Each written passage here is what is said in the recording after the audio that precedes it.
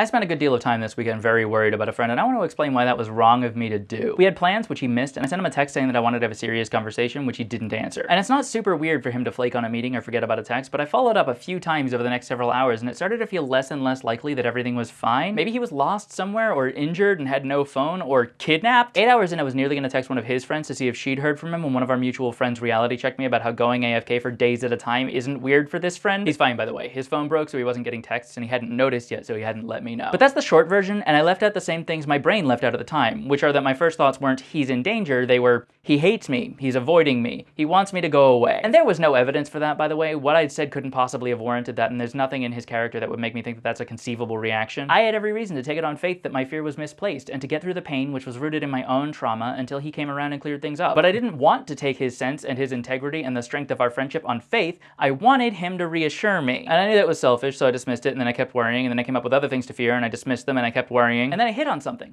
What if he's in danger? That's not selfish to fear, that's caring. If I could just come up with a defensible conviction that he's in danger and that I can help him by finding out where he is and what he's doing, then it's okay to text his friends and ask them to check up on him for me. Then it's okay to dig through his socials for any sign of where he is. Then it's okay for me to make doing whatever he's doing right now harder by insisting on getting to know about it. But I wouldn't have been worried at all if there wasn't something I wanted from him in that moment, because there wasn't genuinely something to worry about. There was just my trauma, which was fucking with my judgment, which is my problem.